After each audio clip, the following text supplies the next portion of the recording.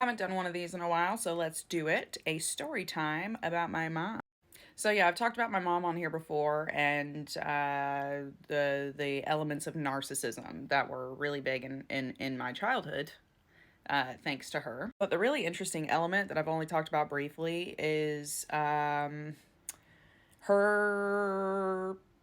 beliefs. So it was either right before my dad left her or right after he left her. Suspicious timing, right? That my mom came into the living room one day and said that her dead father-in-law, who had been dead for years, was coming to her and speaking to her, and he told her that she was a psychic and that she like had this mission to help save the world. She said he was talking to her all the time and she knew it was him because she could smell cigar smoke whenever he appeared to her, and yada yada yada. And then she made us sit and watch The Grapes of Wrath. Okay, so that was stage one. After that, it just got crazier from there. She became a psychic medium. She said that she was elevating and she was speaking one on one to God.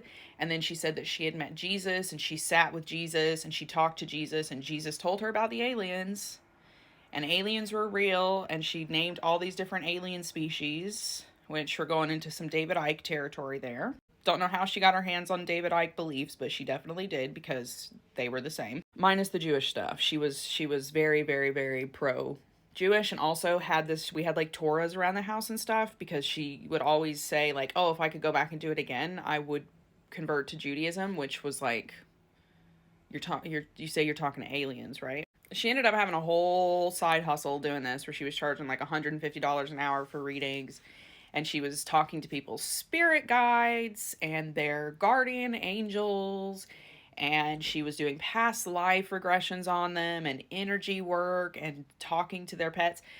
Every new psychic power that got introduced on an episode of Montel Brown or Ricky Lake at any point during the 90s, my mom would then go, boop, oh, I have that. I have that now. Her idol was Sylvia Brown. Again, if you're an 80s or 90s kid, yeah. It was this whole insane period of time, and it was just absolutely nuts. And like some of the stuff she projected onto me was absolutely crazy. The whole thing was wild. It was wild. And I'm not making this up either. You can go and ask my friend Kenny. He's on here. That's his handle. He grew up with me.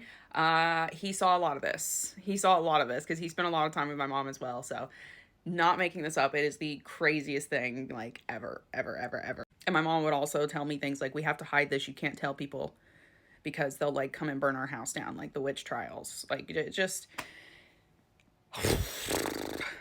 mental.